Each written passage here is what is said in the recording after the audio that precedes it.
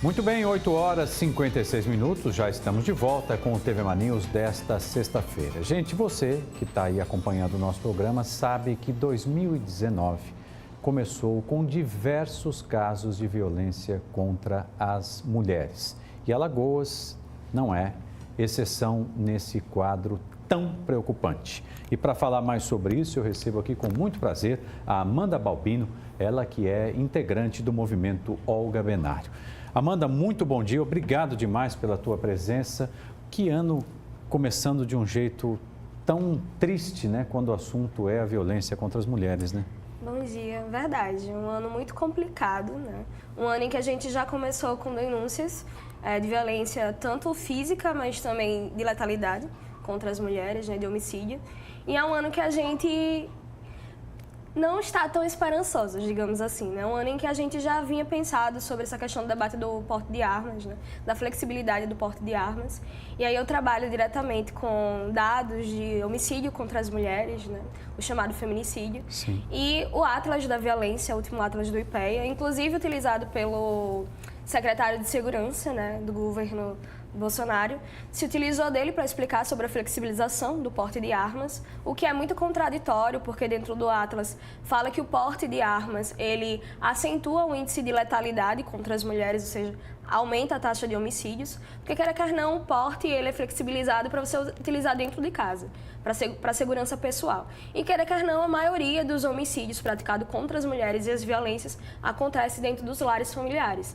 Então, obviamente, a gente tem aí um público-alvo, né, dessa flexibilização do porte de armas, que é o público feminino. Então, a gente já iniciou um ano com uma perspectiva que, de fato, a realidade desse ano seria muito complexa e complicada, tendo em vista essa atenuação por conta da flexibilização. É verdade. A semana passada, até como curiosidade, nós trouxemos aqui um especialista pelo Skype e ele dizendo que a flexibilização trazia um outro problema, que é o seguinte: você vai ter arma em casa, mas qual treinamento, né, que essas pessoas vão receber? Então tem também essa questão. E você, Amanda, lembra algo tão importante, né? Que acho que em mais de 70% dos casos de violência é o companheiro, é o namorado, é o marido, às os vezes responsáveis. O pai, às vezes o irmão, o tio.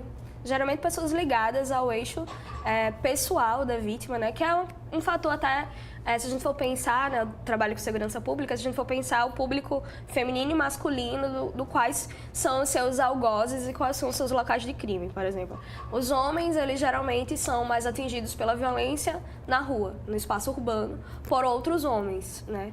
E as mulheres, na sua grande maioria, 70% inclusive, é atingido por um público masculino, mas dentro dos seus familiares ou dentro de uma relação interpessoal. É muito difícil você, por exemplo, pegar casos vinculados a mulheres que não sejam casos de interpessoalidade. Por exemplo, que não seja um pai, um irmão, um tio, um namorado, um ex-namorado, né? Dentro dessa relação que está envolvida a Lei Maria da Penha, né?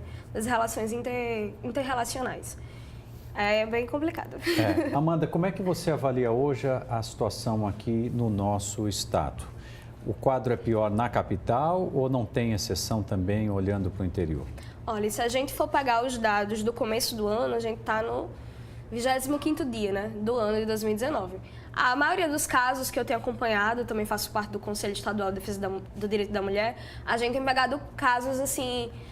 A maioria deles são da zona do interior, né? Da zona da Agreste, da zona da Mata, que é complicado porque, por exemplo, quando a gente vem para a capital, a gente pega, por exemplo, tentativas de homicídio, agressões de lesão corporal, mas recentemente a gente tem, por exemplo, vivenciado 2 casos que foram praticados contra 2 mulheres pela PM, né? Por órgãos do próprio Estado, que isso tem levantado uma preocupação do Conselho e dos movimentos, porque a gente nunca vivenciou esse processo, pelo menos aqui, né? Tirando o fato que aconteceu no ano passado com relação ao Festival do Verão, né?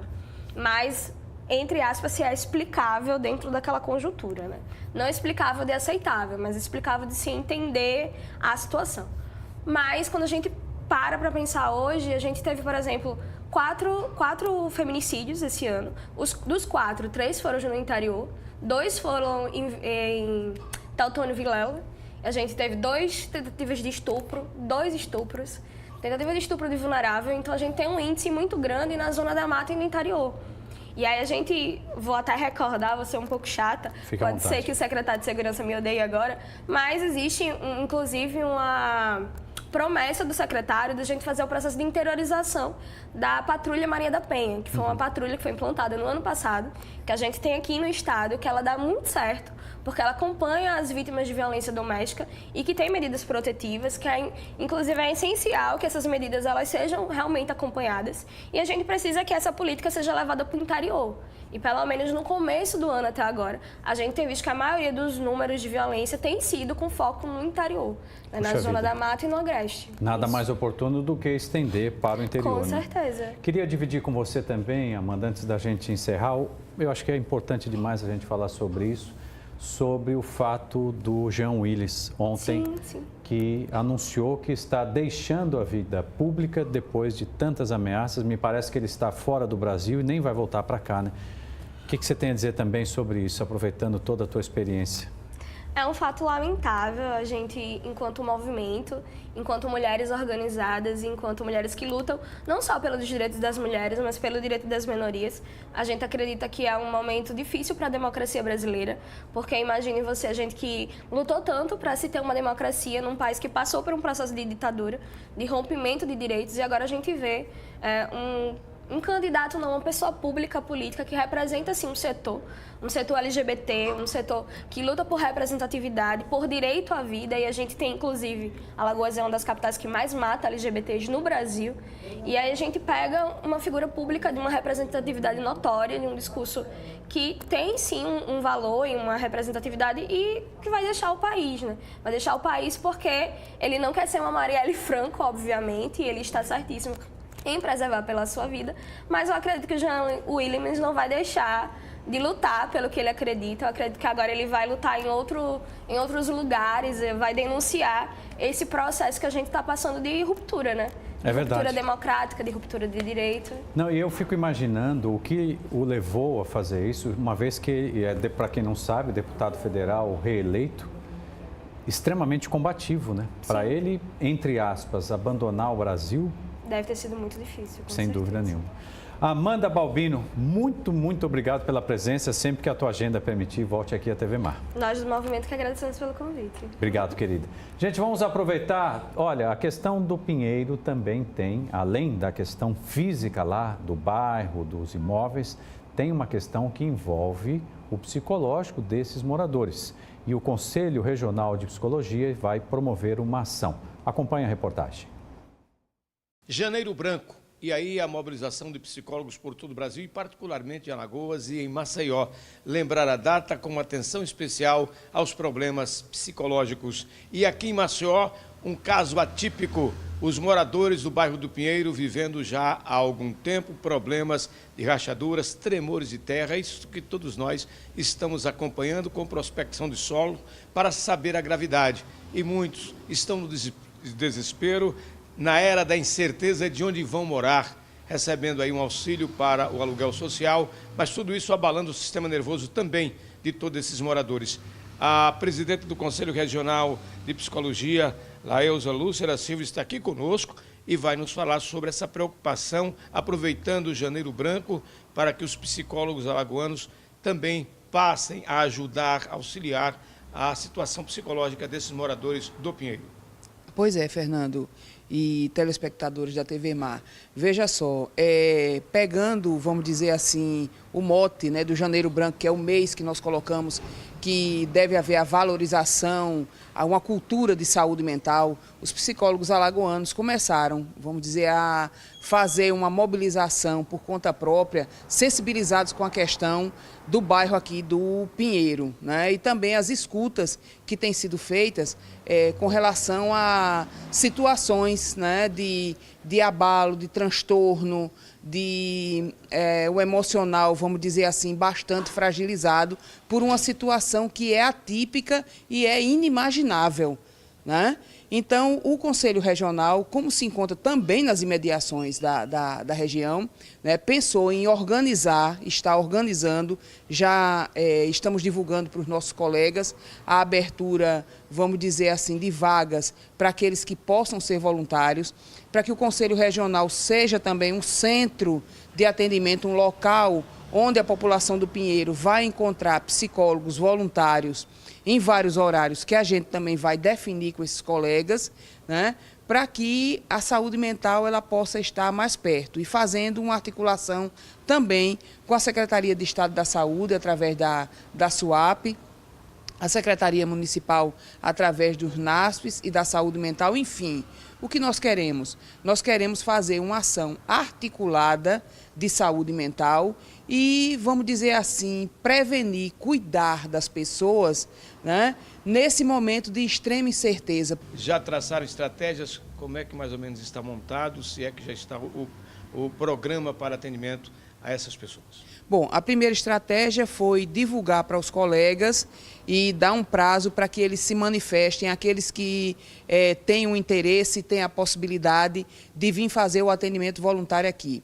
A segunda etapa é, tendo esse levantamento, nós vamos fazer agora no início de fevereiro já uma reunião presencial com esses colegas, né, para debater algumas questões, né, de logística, de organização. E no dia 15 e 16 de fevereiro nós já convidamos, o convite já foi aceito, Marcelo Ribeiro, que é psicólogo, é professor da Univasf, vamos dizer assim, especialista nesse tema de psicologia das emergências e desastres, que é uma temática, vamos dizer assim, um pouquinho diferente das demais áreas da psicologia. Ele já se propôs a vir aqui, já montou uma mini capacitação e a gente vai pegar esses colegas que se dispuserem a fazer o atendimento voluntário já para fazer essa capacitação, para que eles estejam mais orientados, mais seguros, né, de como é essa atividade em situações, vamos dizer assim, limites. E a mensagem agora do Janeiro Branco, que serve para todos nós. Vem para a saúde mental, por uma cultura de saúde mental. E a gente está vendo, né, Fernando, que cada vez mais a nossa saúde mental está sendo testada e colocada à prova. Então, saúde mental sempre, aproveitando, convidar o pessoal para a caminhada que nós faremos na praia, né, na Rua Fechada, às 9 horas da manhã, no domingo, tá? Dia 27. Com as imagens do Flávio Santos, aqui do Conselho Regional de Psicologia, Fernando Palmeira, para a TV Mar da organização Arnon de Melo, no canal 25 da NET. Tá aí, muito obrigado ao nosso querido Fernando Palmeira. Olha, gente, eu vou trazer agora uma reportagem que deveria ter vindo depois da entrevista com a Amanda Balbino, que trata justamente dessa questão da violência contra as mulheres. O próprio Fernando Palmeira traz os detalhes. Devido à onda de violência contra a mulher, especialmente as vítimas de crimes sexuais, o governo do estado está agindo, formando uma rede com a Secretaria de Estado da Saúde para dar uma assistência mais ampla às vítimas da violência sexual. E para falar sobre isso, Camila Vanderlei, que é coordenadora do Serviço Estadual de Assistência às Vítimas de Violência Sexual, ela nos fala sobre a expansão e a formação da rede a partir do Hospital Ibigato Falcão e outras unidades. Bom dia.